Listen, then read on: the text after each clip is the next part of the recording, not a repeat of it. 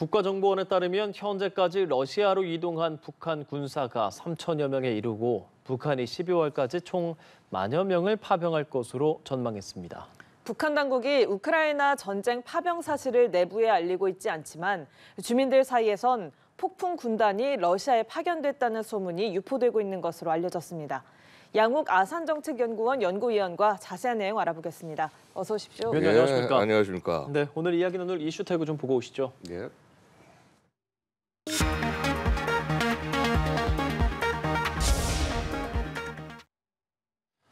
예, 북한군 전선 투입되나 이슈 태그로 전해봤습니다. 위원님 정말 이제 전선 투입되는 건 어느 정도 좀 기정사실 됐다고 볼 수 있는 거겠습니까? 흐름상은 뭐 전선으로 투입되는 그런 모습입니다. 예. 그리고 실제로도 현재 그 전장에는 아마도 선견대에 해당하는 부대들이 나가서 작전을 하고 있지 않나 생각이 됩니다. 21일이었죠. 보면은 지금 도네츠크주의 격전지 중에 하나인 포크로스크 전선에서 그 러시아 국기와 인공기가 같이 날리는 그런 사진이 나오기도 했어요. 뭐 이것이 뭐 심리전이다 아니다라는 얘기가 뭐 뒤섞이고 있습니다만은 기본적으로는 결국은 그 북한군의 파병을 러시아 측도 예정하고 있는 것으로 볼 수 있습니다. 예, 뭐 지금 파병이 어느 정도 기정사실화 됐고 실제로 좀 같다라고 볼 수 있는 뭐 증거라고 해야 할까요?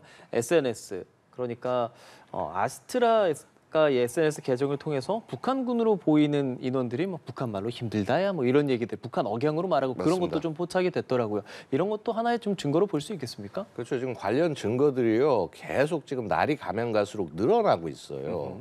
이게 결국 뭐냐 하면은 실제 병력들이 많이 가고 있기 때문에 그들의 모습들이 목격이 되는 것이다라고 말씀드릴 수가 있겠습니다. 그래서 전반적으로 지금 뭐 아직 저 인원들은 아직 전선으로 나가 있는 인원들은 아니지만은 이제 점차 실제 교전하는 장소에서 인원들이 목격될 가능성들이 더 높아지고 있다라고 말씀드릴 수 있겠습니다. 예, 이렇게 여러 가지 SNS 영상을 통해서만 봐도 북한 군들이 대화하는 장면이 포착되잖아요. 그런데도 왜 이렇게 북한은 뭐 사실 무근이다 이렇게 발뺌을 하고 있는 겁니까? 자, 일단 북한은요 러시아에 대해서 뭐 탄약, 무기 지원했다 이것조차도 부정을 하고 있어요. 그래서 자 일단 그런 흐름들은 당분간은 이어질 거라고 보고요.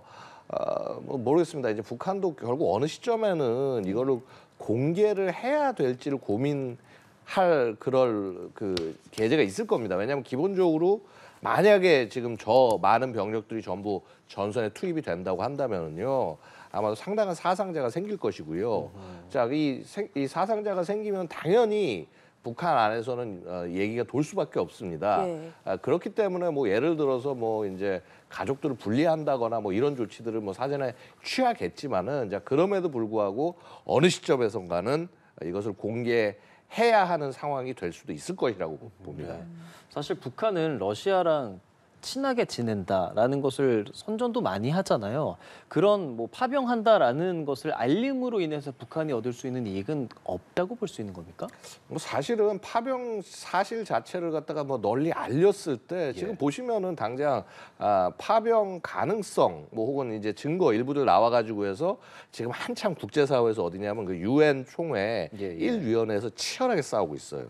예, 그래서 사실 안보리는 러시아 때문에 거의 무력화된 상태고 되려 지금 1위원회에서 굉장히 치열하게 얘기를 하고 있는데 지금 거기서 보고 있으면은 뭐 계속 모든 국가들이 러시아와 북한을 지금 비난을 합니다. 그럼 두 나라는 계속 뭐라 그럴까 근거 없는 루머다. 그러니까. 사실 무근이다. 이런 태도로 일관을 하면서 계속 이 사실을 부정을 하고 있고요. 자, 근데 그럼에도 불구하고 약간 온도의 차이가 느껴지는 것은 이겁니다. 그러니까 이거죠. 왜 그 10월 21일이었던가요? 아마 우리가 주한 러시아 대사를 불러서 초치를 했습니다. 우리 외교부에서. 그렇죠. 그랬을 때 그 이후에 그 러시아 그 대사관에서 나온 메시지가 북러 간의 협력은 한국의 안보에 영향을 미치지 않는다. 이런 그 반응을 보였어요. 사실은 뭐 부정했다고 보기도 굉장히 어렵고 어떤 의미에서는 약간 인정할 수 있는 근거를 살짝 좀 남겨놓은 그런 뉘앙스를 남겨놓은 모습이라 뭐 이렇게 격렬하게 부정하는 모습은 아닌 걸로 보이고 결국 어느 순간인가는 러시아도 인정을 할 수도 있을 것 같습니다. 알겠습니다. 일단 우리는 우리 국정원 입장에서 확인을 한 것이기 때문에 그 내용을 확실하게 좀 바탕으로 갈 텐데 오늘 국회에서 정보위가 주관하는 간담회 열렸습니다. 어떤 내용들이 보고가 됐습니까? 예, 뭐 일단은 이 도대체 어느 인원들이 어떻게 이동을 한 것이냐 사실은 이제 아마도 내용들이 뭐 그렇게 엄청나게 민감한 내용들이 공개됐을 거라고 생각하지는 않습니다. 아마 지난 지난 주말에 국정원에서 발표했던 그 보도 자료 내용을 기반으로 해서 어떻게 그 정보를 입수하게 되었으며 무슨 내용인지가 아마 전달될 가능성이 있고요. 예. 전반적으로 이 정보의 신뢰성에 대해서 설명하는 자리가 아니었을까 생각이 됩니다. 병력 규모에 대한 이야기를 많이 했죠. 예, 기본적으로 병력 규모가 중요한데 그렇습니다. 이제 그때 자료를 봐도 아마 아시겠지만은 러시아가 상륙함 4척과 호위함 3척을 가지고 와서 병력들을 실어갔다는 말이죠. 결국 그 정도의 분량이 된다면은 거의 10,000명 이상의 인원들이 넘어갔다라고 보는 것이 너무나 당연한 것이고 실제 지금 뭐 여러 정보들이나 이런 거에 의하면은 뭐 특히 젤렌스키 발언 같은 것들을 보고 있으면 2개 여단씩 6,000명씩 훈련을 하고 있다. 그래서 투입이 될 것이다. 뭐 이런 얘기도 나오고 있습니다. 그래서 전반적으로 그러한 정보들이 뭐 단순히 우크라이나에서 정보를 받아가지고 그걸 갖고 가공한 것이 아니라 우리 독자적인 판단으로 이러한 그 북한의 활동들을 판단했다라는 것을 아마도 알렸을 것으로 알고 있습니다. 예, 국정원에 따르면 북한군 병력 파병 대가가 1인당 월 $2,000 수준이다라고 알려지고 있잖아요. 젤렌스키 우크라이나 대통령도 북한군이 돈 때문에 파병을 했을 것이다라고 이야기를 한 것도 있고요. 뭐 이런 배경으로 북한이 중국과 관계가 좀 소원해지면서 뭐 경제적인 그런 지원이 끊기니까 이제 러시아의 경제적 지원에 기대는 거 아니냐 이런 해석도 나오는데 어떻게 생각하십니까? 조금 저는 좀 달리 봅니다. 그러니까 기본적으로 이렇습니다. 중국이 북한에 대한 관계에 있어서 특히나 경제 지원 이런 모습을 보고 있으면은 절대로 적극적이지 않습니다. 적극적이지는 않은데 북한이 예를 들어서 정권이 무너지거나 이거는 절대로 이제 중국이 그걸 내버려 두려고 하지 않고요. 그러다 보니까 뭐 북측 표현에 하면 이렇게 찔끔찔끔 떨군다. 어떤 물을 뭐 이렇게 뭐 마치 수도꼭지 떨구듯이 수도꼭지에 방울 떨구듯이 자 이제 이런 식으로 표현을 하는데 자 반면에 뭐 구소련도 그렇고 러시아 같은 경우 특히 이제 구소련의 경험에 의하면은 사실 잘 안 줍니다. 북한한테 뭘 안 주는데 주는 때가 되면은 엄청나게 준다는 거죠. 콸콸 틀어서 자 그래서 아마도 그런 경험의 바탕에서 사실 북한에게는요 지금 우크라이나 전쟁이 발생한 것 그리고 그렇게 해서 무기 판매뿐만 아니라 심지어는 저거 뭐 솔직히 말해서 인력 송출 아니겠습니까?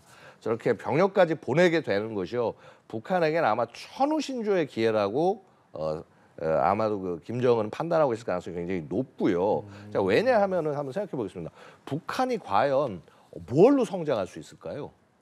북한이 국제사회에서 팔 수 있는 게 없습니다. 북한이 여태까지 해온 거는 미사일 개발하고 그다음에 거기서 이제 조금 여력 남으면 핵무기 개발하다 여력 남으면 재래식 무기 개발한 것밖에 없어요.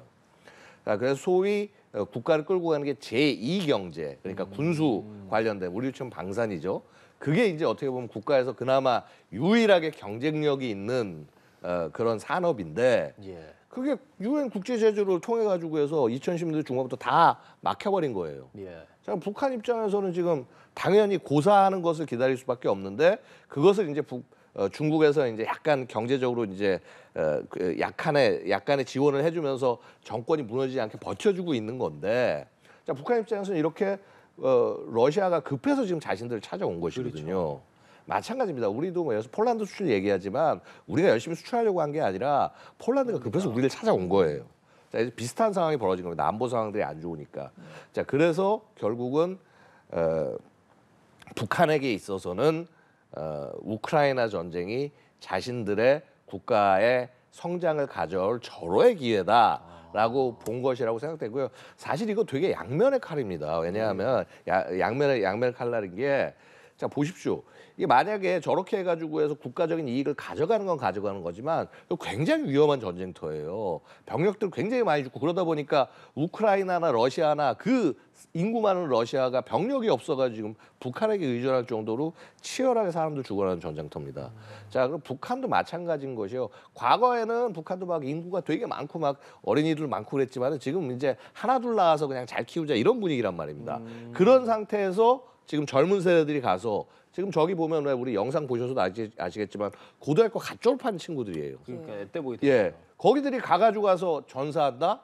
자, 그럼 아무리 주민 통제를 한다고 그래도 이거 자칫 잘못하면은 굉장히 그 정권이 버티기 어려운 상황이 될 수도 있다라는 거죠. 자, 그럼에도 불구하고 저는 김정은이 굉장히 도박을 걸었다라고 생각을 합니다.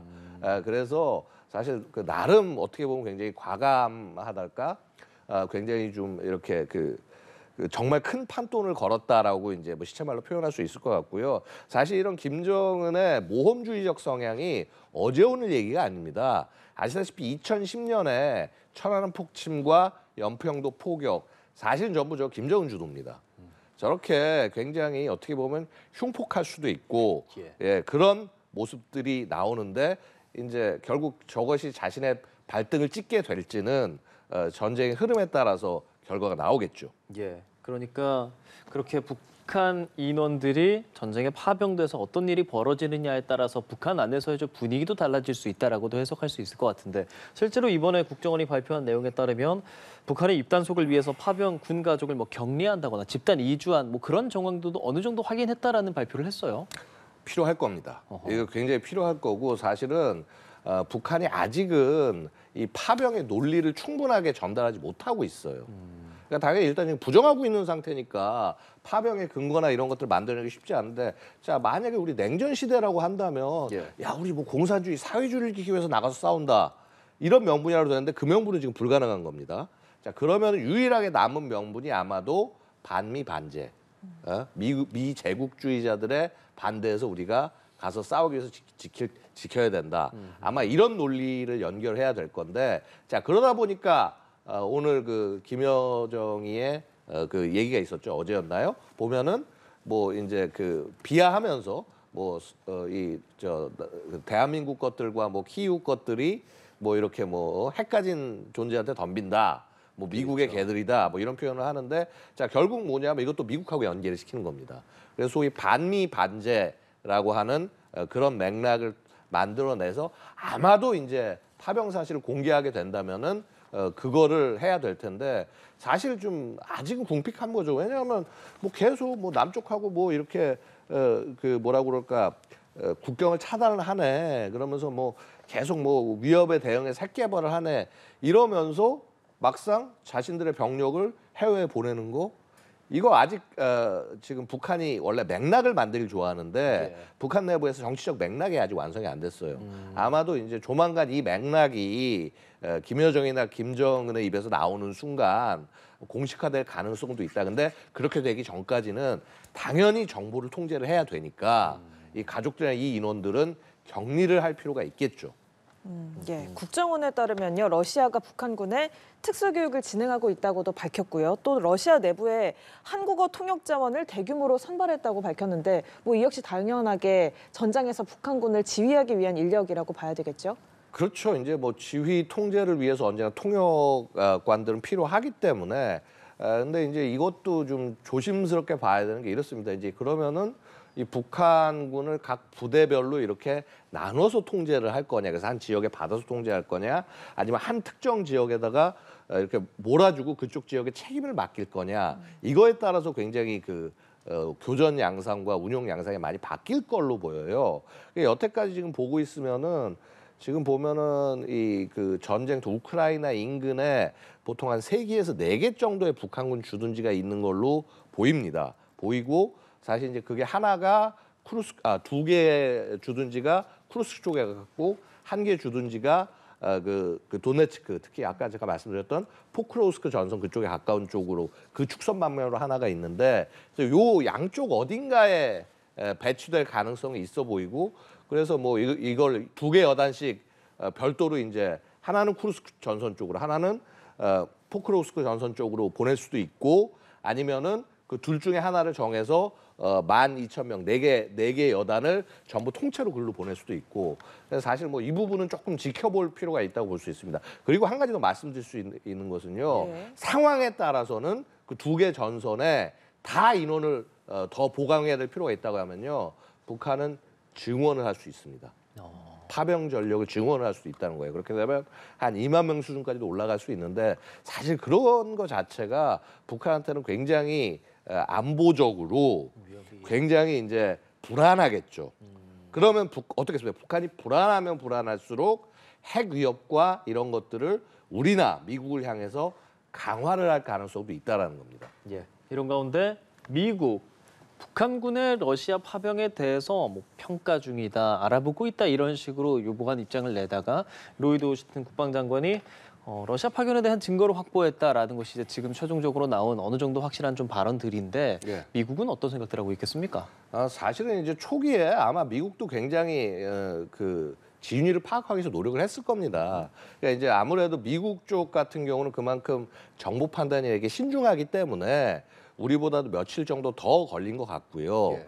사실 어떻게 보면 더욱 결정적인 증거를 찾았기 때문에 저런 입장을 내보인 것이 아닌가 생각이 됩니다. 아마 저렇게 되면 한 뭐 내일 정도에는 백악관 쪽에서도 공식적 입장이 나올 수 있을 것 같고요. 사실 뭐 오늘도 제가 잠깐 보니까 미 국무부 쪽 이 뭐라고 그럴까 브리핑 보고 있으면은 그 온갖 외신들이 다 북한 참전을 어떻게 생각하고 있냐 하고 미 정부에다 계속 입장을 물어보고 있어요. 그러니까 사실 미국 정부도 지금 이제 오늘 정도에는 답을 안 내놓으면은 좀 곤란한 상황이 지금 되어 갔다라고 말씀을 드릴 수 있겠습니다. 그래서 예. 미국이 무슨 생각을 하고 있는지가 사실 궁금하거든요. 뭐 사실은 이거는 원칙은 정해져 있어요. 원칙은 정해진 것이 자 미국 언제나 얘기한 것은 자 우리가 참전을 안 한다. 예. 근데 하지만 이 전쟁을 위해서 도와줄 건 최대한 도와주겠다라는 게 바이든 정부의 계속 기조였고요. 그다음에 나토도 마찬가지입니다. 지금 지원을 지금 최대한 현 상태에서 하고 있는데 자 만약에 이러한 그 추가된 노력들이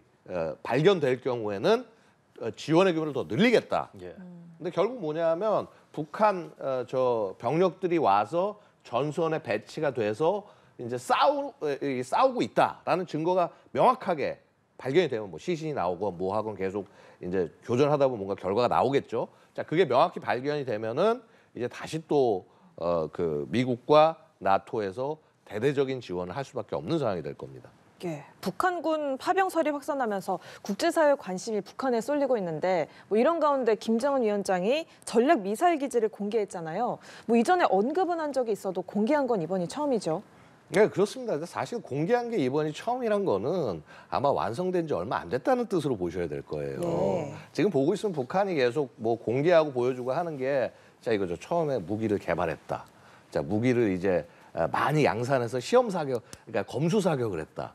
자 그다음에 이제 부대 배치해서 뭐라고 그럴까 이제 검열을 했다. 이제 이런 것들을 계속 보여주다가 이제 기지를 보여줬다는 거죠. 자 이제 기지도 완성됐다라고 보여주는 겁니다. 근데 저걸 보고 있으면은요, 저는 솔직히 말해서 북한이 되려 뭐 위협을 크게 한다기보단 보여줄 카드가 충분치 않다.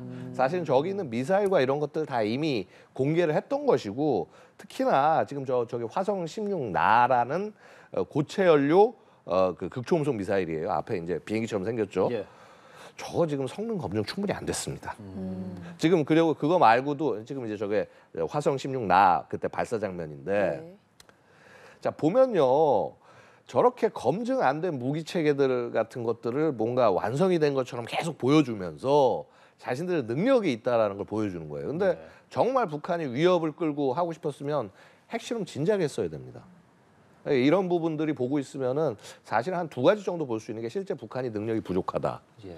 또는 지금 그러지 않아도 우크라이나 때문에 온갖 그 견제와 이렇게 관심을 받고 있는데 여기서 더 관심을 끄는 것은 좀 부담스럽다. 뭐 둘 중에 하나의 가능성도 있습니다. 지금 사실 북한 입장에서는 뭐 미국과의 협상 이런 거보다는 빨리 이 우크라이나 상황에서 어떻게 하면은 자신들의 이익을 더 넓혀 나갈지 그 부분에 더 집중해야 될 시기거든요. 사실 미국이 정권이 바뀐다고 하더라도요. 예. 심지어는 북한하고 대화의 가능성이 있는 트럼프 정권으로 바뀐다고 하더라도 내년 중에 회담하는 건 거의 불가능할 겁니다. 트럼프 정권 자체가 일단 국내 문제를 해결해야 될 게 많기 때문에 그럼 천상 내후년인데 내후년은 내후년 일이고 지금 당장 북한은 파병이라는 문제를 바로 코앞에 두고 저거에 집중을 해도 지금 답이 충분히 나오지 않을 판인데요. 그래서 저는 이렇게 이런 ICBM 능력, 핵 능력 보여주는 것 자체가 야 우리 병력 없어도 병력을 저렇게 우크라이나에 니들이 갔다고 얘기하는데 그래도 우리는 핵 있다. 이걸로 지킬 수 있다. 사실은 이런 어찌 보면 좀 약간 방어적인 메시지로 저는 보입니다. 예. 근데 그런 메시지를 사실 이제 북한이라는 건 저희가 좀 뭐랄까요, 뭐 예상을 하더라도 언제 뭘 어떻게 할지 모르는 뭐 그런 집단이기도 하니까 대규모 도발이라든지 이런 거 가능성을 배제할 수는 없지 않겠습니까? 사실은 더더욱 더 그런 공세적인 행동을 할 수 있다라는 거죠. 그러니까 말씀드렸다시피 되려 분리할 때 더 어떻게 보면 더 이렇게 그 뭐랄까 더 흉악하고 더 흉폭한 모습을 보여줌으로써 그래서 야 저거 괜히 건드리면 더 큰일 나겠구나라는 어떤 이미지를 만들려고 할 수 있다라는 거죠. 그래서 그런 부분에 우리가 주의를 할 필요가 있을 것이고요. 뭐 어쨌거나 뭐 우리가 북한을 뭐 자극하거나 그럴 일은 없을 겁니다. 그리고 북한이 어떻게 행동하냐의 문제인데 자 어쨌거나 지금 북한은 계속 제가 볼 때는 특히나 내년 정도에는 아마 우리를 향한 핵 위협의 수준을 굉장히 높일 수 있다. 왜냐하면 또 내년이 북한의 국방력 발전 5개년 계획의 마지막 해예요. 마지막 해가 되면 어떻습니까? 결산해야죠. 결산이라는 건 뭐냐면 그동안 개발했던 핵 무기들 여러 가지 전략 무기들 전부 다 꺼내놓고 전부 다 한번 시연하고 하면서 그러면서 긴장을 더 높여 나갈 거라는 거죠. 예. 그래서 어쨌거나 뭐 그 어떻게 보면 북한 군이 우크라이나로 파병돼서 활동하는 것 자체가 대한민국에 대한 직접적인 위협이 살짝 줄어드는 그런 면도 아주 일부 있겠습니다만 그럼에도 불구하고 그것을 상쇄하기 위해서 북한은 더 많은 뭐 핵 이런 무기들 대량 살상 무기들 이런 것들을 더욱더 과시하고 집중할 가능성이 있다고 말씀드립니다. 마지막으로 하나 여쭤볼게요. 그 ICBM 같은 경우는 이제 사거리나 이런 거로 봤을 때 사실 뭐 우리보다는 조금 더 미국을 겨냥하고 미국한테 좀 보여주기 식이지 않겠습니까? 그렇습니다. 미국 입장에서 좀 신경을 좀 많이 쓰겠습니까? 사실은 지금 북한의 ICBM 기술 수준으로요 미국이 신경 쓰게 할 만큼의 수준이 안 됩니다 아직. 예. 여전히 그러니까 예를 들어서 미국이 신경 쓰게 할 정도 수준이 된다고 한다면 최소한 중국 정도는 따라가야 되는데 뭐 혹은 구소련의 한 70년대 한 중후반 기술력 정도까지는 따라와야 되는데 지금 현재 북한은 한 뭐 60년대 중반 후반 한 요 정도의 기술력이라고 이제 저는 이제 개인적으로 그렇게 평가를 하고 있습니다. 예. 그래서 여전히 이제 따라잡아야 할 갭이 있고요. 그래서 많은 분들이 우려하는 것이 이런 겁니다. 지금 북러 협력으로 군사 협력으로 북한이 이제 파병까지 하면 러시아가 엄청나게 큰 빚을 진 건데 예. 그러면 이제 그런 기술들을 일부 줄 수 전수해 있지 않게 줄 수 전수해 주지 않겠느냐. 사실 가능성이 굉장히 낮긴 한데 왜냐하면 어느 나라고 핵과 미사일 관련된 기술을 다른 나라한테 넘겨주는 건 굉장히 어려운 일이긴 한데 자 언제나 간접적으로 넘어갈 가능성은 존재하거든요. 예. 그러니까 예를 들어서 우주 개발을 위한 발사체 기술들이 사실 ICBM 기술과 거의 같은 거기 때문에 그런 거에서 일부 북한이 해결하지 못하고 있는 그 문제를 해결해 준다고 하면요. 금방 또 한 10년 정도 기술 격차를 한 번에 극복할 수도 있는 거예요. 그래서 이런 부분들을 늘 주의해야 된다. 이제 이게 사실 그래서 이 북러 간의 군사 협력과 이제 그 북한의 러시아 파병이 예. 위험한 이유가 바로 거기에 있다고 말씀드립니다. 예. 예, 알겠습니다. 지금까지 양욱 아산정책연구원 연구위원과 이야기 나눠봤습니다. 고맙습니다. 잘 들었습니다. 감사합니다.